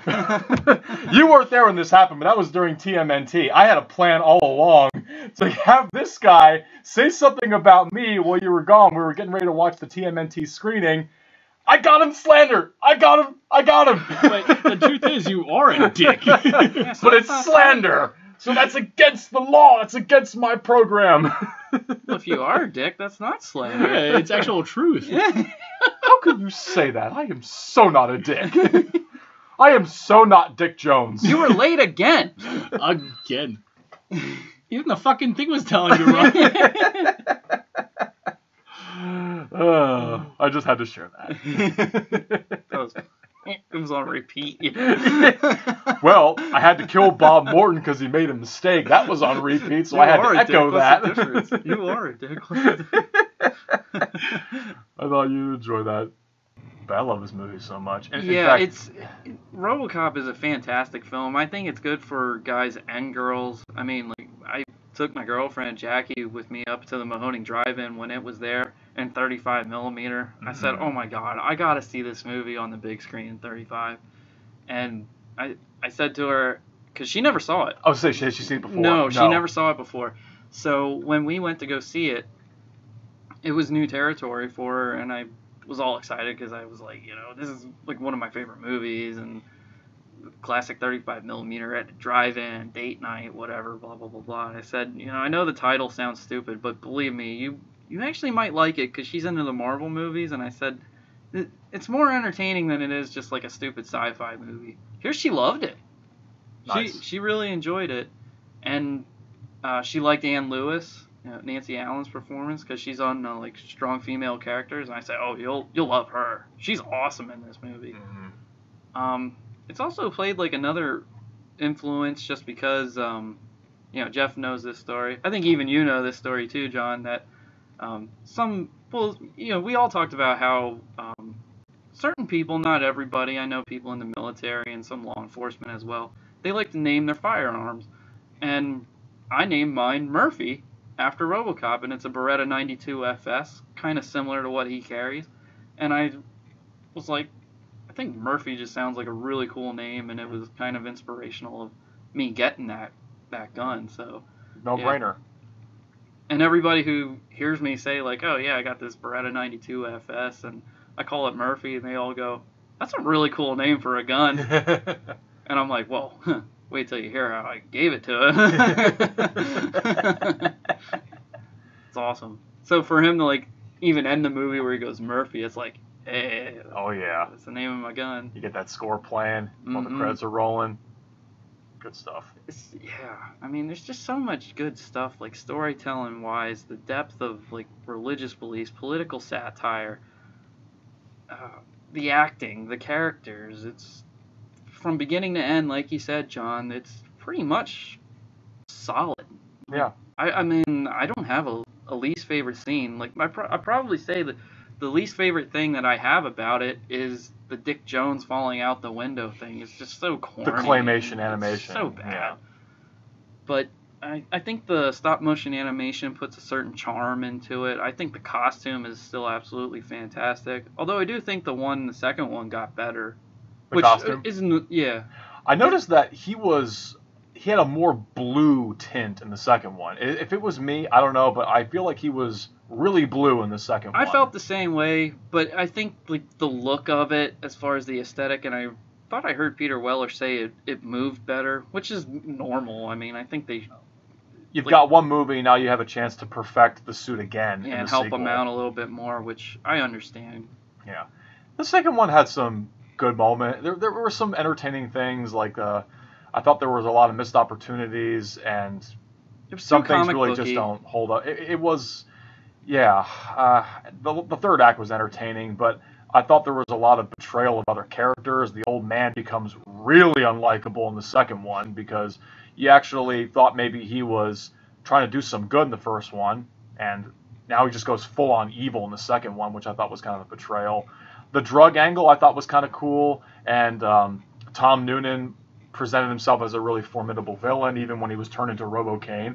I really like Peter Weller's interview when he was talking about the fight between RoboCop and Robocane. He's like, it's going to be really, really intense. You got like this like brain squiggling around when RoboCop pulls his brain out. He's going, ah! It's really, really funny though how he describes this fight scene in an interview, and it's entertaining too. But I thought it was just trying to retell the same story again, and it was trying to rehash the same questions that the first one presented, and it didn't really do a great job. I think when you hit the topics that the first one did, it's kind of like, where do you go? I mean, and RoboCop was really a franchise that, let's face it, only the first one is good. Yeah. I mean, I think there were parts of 2 that worked really good. I think, like, the next step would be to, like have another RoboCop and then have them fight. That makes sense to me. That's what I thought they were going to do. They were going to basically, okay, we've got one RoboCop, let's make more RoboCops. Well, Ed Neumeyer said that that's their plan for, like, there was talk recently about a RoboCop Returns where Ed Neumeyer was going to rewrite another one, and it was kind of going to Halloween 2018 everything retcon the sequels and be like another RoboCop 2, and that was the original idea, to have like another RoboCop versus a RoboCop. Mm-hmm. And I thought there were parts of the reboot that should have been in a second one where he does interact with his family more, and then they're held hostage. That reboot was a fucking waste, though. It could have been a lot worse. They tried to do some ideas, but it's a slave compared to the original. I mean, it's just, you can't compare. They tried to do the whole commercialization angle, the news segments. They tried to do more things, basically, like you said, with this family. They were more of a presence in the reboot as opposed to the original. That was like the one thing I noticed that was different.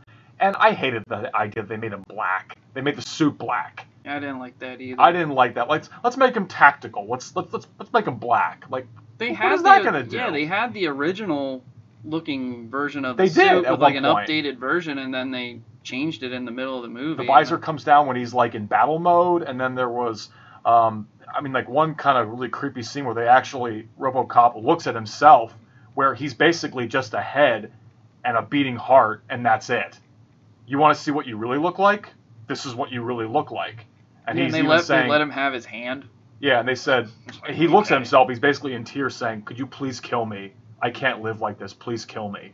There's like a couple things that they did that was cool, but it's nothing like the original. It isn't. It was just bad.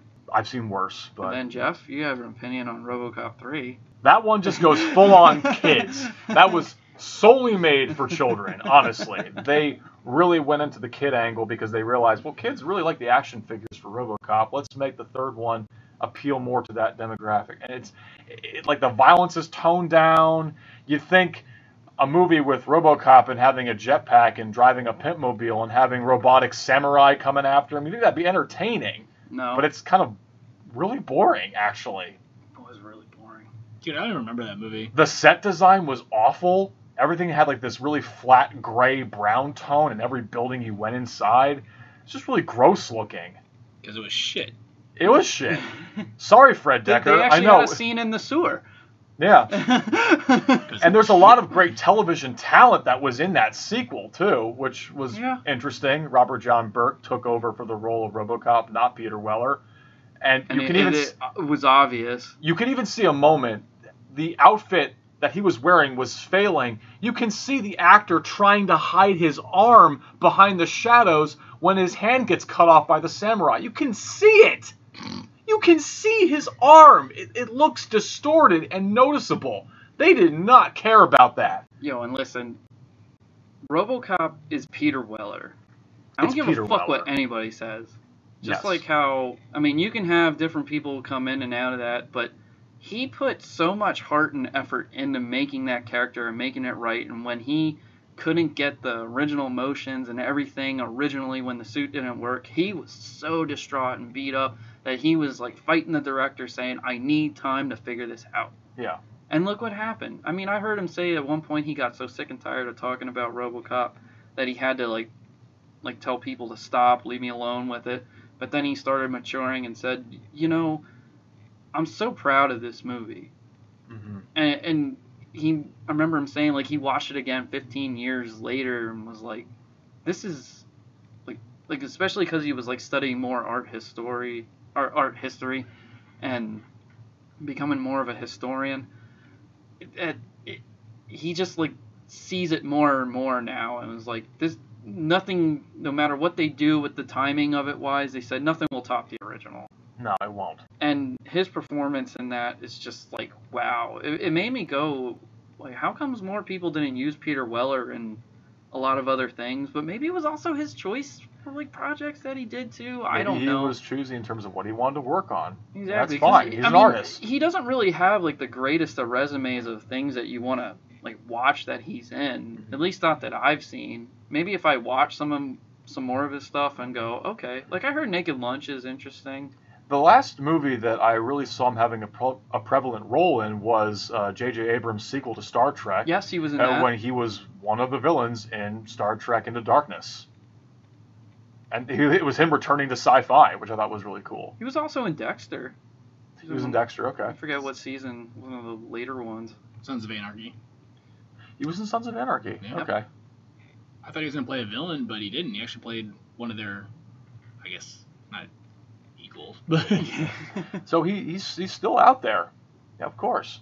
Like we talked about, like he also directs. He directs too. That's even better. He came back for RoboCop in the Mortal Kombat game. Oh he did his voice. Yes. Of course. He had to have. That's awesome. But that also leads to another thing. Yes. So there's a comic out there, it's RoboCop vs. Terminator. They used that in the Mortal Kombat game. Mm-hmm. So you have Arnold and Peter Weller, when they first meet, they actually go back and forth about who's inferior. Huh. And I'm sitting there, I'm like, yo, that would be perfect to see. They could have done something because this movie was made by Orion Pictures. Orion did Terminator and Orion did RoboCop. So they had the rights to both these characters, so they could do whatever they want with them.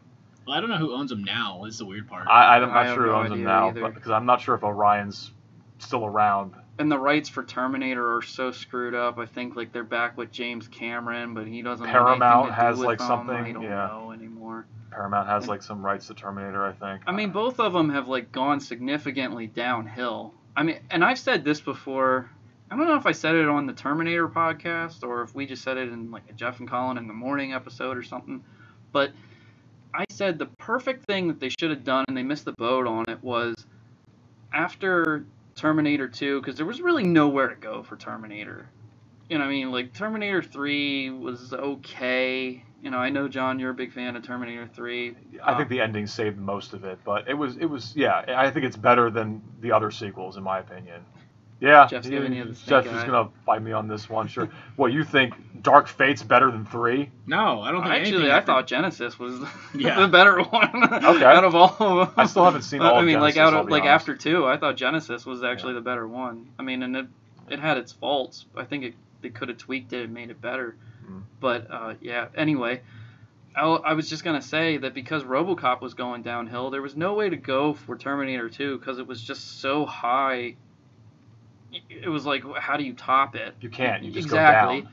I thought because of the game RoboCop versus Terminator. I love that I game. think part of the story for that game was RoboCop was kind of like the birth of the technology of the Terminators and the Cyberdyne stuff. And I said, well, because RoboCop's going downhill and you can't do anything with Terminator, that's the perfect time for the crossover then. Yeah. It gives you a little bit of more in-depth of Terminator. It's not the John Sarah Connor story. It's two cyborgs battling it out. And you got this like other origin more to Cyberdyne now. Yeah, the corporations between OCP and Cyberdyne. Or it could even be the alternative now to creating Judgment Day or something. You know, there were so many different routes they could have went with it. And they probably could have even, if Arnold didn't want to come back, they probably could have gotten somebody else or had a different Terminator. Or had just have RoboCop fight prototype, T-800s or something. You know, like there were so many different ways to go about it that I thought would have been good for both franchises, and nothing happened. Didn't happen. We have comics. Yeah, I mean, let's be grateful that we got those. I'd welcome an animated version of RoboCop. We talked about that. I think that'd be awesome. Yeah, especially for Peter Weller to do the voice again, because he's got a cool sounding voice. Yeah, he could do RoboCop until the day he dies. Absolutely. And what I liked about the Mortal Kombat game was what they should have done with RoboCop in the sequels was progress him, like give him more weapons that, like there was like a rocket launcher or something that came out of his forearm. He had a blowtorch and some other like really cool shit, which I thought was like kind of cool with 3. They gave him that machine gun arm and a jetpack. It was like something different, but the jetpack was so hokey and corny. Oh, it was very hokey. But the machine gun arm was really cool. Mm-hmm. The gun attachments. Yeah, it's like, he's not a prototype anymore. He should be upgraded. Yeah. He should have more cooler shit and more things to help him progress. Yeah. And they didn't do that. Nope. Favorite scenes? Your move, creep. I love that scene. We just want to see Andrew Carver get shot in the dick repeatedly. It's just so awesome. It's his first night out, and I got a thing for people who abuse women and kids, and so when I saw that, and just like they're telling him, you better back up, and it's like, really? You've got a knife, he's got a gun. And then not only that, he breaks it out, and the precision shot, like you said, Jeff, through the woman's dress, and 3-round bursts in the dude's dick, and he's down on the ground, and then the other guy, he just says, your move, creep. And it's like, okay, it's a great line. Great line. I bet he's thinking, just kill me now. My dick is gone, please just kill me right now. No, I'm going to let you suffer in jail for a while. And I know Tarantino gets a lot of flack for stealing shit from other movies, but Peter Weller, being an art historian, has said everything's been ripped off. So when he said nothing's in a vacuum, it's all connective tissue, it all came from the caves and blah, blah, blah, blah. It's all been ripped off before. Nothing here is fully original. Yeah. And so when Tarantino had the scene in Pulp Fiction where Ving Rhames takes the shotgun and blows the dude's dick off, I was like, I feel like he took that from RoboCop. Oh, yeah. Hey, why not? It's awesome. Well, under the circumstances, Exactly. it was perfect, but it was well deserved. Yes. Well deserved. So, like, I don't care when people rip off other scenes. I actually look at it as a tribute and, like, what's the word? Like If it's not an like exact a humbling, like, homage. yeah, thank you. Homage. Yeah, as long as it's not like a blatant rip-off where you're rolling your eyes like you just copied and pasted that directly from that. If you make it your own, make it your own. Mm-hmm. That's all I really care about. Because like you said, things are imitated over and over again throughout the years, going back to the caves. It's true. Jeff, your favorite scene? I already talked about it. Watching Clarence Bonniger get stabbed in the fucking neck, man. Dude, just everything leading up to that moment and finally getting what that fucking asshole deserved. Yeah, dude. Yeah. And you've already heard me bitch about shit throughout the episode, so we don't have to say the least favorite scene. Exactly. I talked about it a little bit before. Just like if that news segment at the very beginning was shrunk down a little bit and maybe the fine polishing of Dick Jones's death was done better, it made a little more improvement. But that's just being nitpicky, honestly. But yeah, it's really the redemption part 2, where RoboCop teams up with Ann Lewis to basically get the guys that are responsible for ruining their lives. And originally it was going to be the cocaine drug bust, because that fucking scene's awesome. The interrogation and the whole uphold the law, yes, I'm a cop, as the tension keeps building and building and building until it comes to a boiling point, and then it just simmers down when he releases Clarence from the neck. But no, it's definitely that climax. It's got to be. There's so many engaging parts in the movie that, you know, like, it goes from highs and lows, like from him getting shot as Murphy to coming back as RoboCop, just taking care of everything, and then he finally gets Clarence, and then his prime directives take over, and he says, no, I can't. And then the Ed 209 getting him, the Directive 4, hidden, program to shut him down, and then he finally gets like his whole memory back, and he feels human again, and just takes care of everything. It was like, oh yes, so it shows vulnerability for an invulnerable character, and oh man, just Good awesome stuff. I know, John, you made an argument that you felt like RoboCop is better than Terminator. I think it's on the same level as Terminator. I really do. I think the first movie is on the same level as the first and second movie. That may be controversial, but I think if you just take RoboCop and then you compare the two movies of Terminator, the first and second one, I think RoboCop is on the same plane in terms of technicality, in terms of achievement, in terms of themes, acting, presentation. I think it's on the same level. Even though I think Terminator has had more success as a franchise than RoboCop, because you only watch that first RoboCop movie. For a guilty pleasure, I'll put on number 2, have it be on the background, and maybe I'll just skip to the Robo-Kane fight sequence at the very end. And that's it. Everything else I really care about. Like, don't get me started on the 12-year-old taking over that gang in Detroit in the second movie. Don't even get me started on that. That's one of the dumbest things I've seen. And I thought 3 was dumb. But yes, I do think RoboCop is on the same level as those two movies, because they are sci-fi classics. You may not see it with a title like RoboCop, but to me, that's kind of how I got started, was actually with RoboCop as opposed to Terminator, even though I kind of got exposed to Terminator at a young age, and then there was that story with my sister I talked about in the previous episode. That was funny and all, but I saw more RoboCop, and I kind of leaned more towards RoboCop because he seemed like a force of good. Took me a while to finally see Terminator 2, when I realized, oh, he can be good. But I just always gravitated towards RoboCop because he was a force of good. Terminator was a force of bad. But 2 80s robots by the same company that made them. I mean, one can debate it all day, but I mean, they're also like, they have similarities, but they're two totally different movies that tell a different narrative. That it, like you said, it is a good guy. First Terminator's kind of like bad guy, 80s slasher, sci-fi. RoboCop's more about the depth of like religious aspects and political satire, along with the action and suspense. You know more about the machine, but in Terminator you learn more about the human characters. But in Terminator 2, you see a cyborg can possess human traits. with learning capabilities. Learning capabilities. And it's a machine becoming human versus a man that unfortunately was like turned into a monster. One. Yes.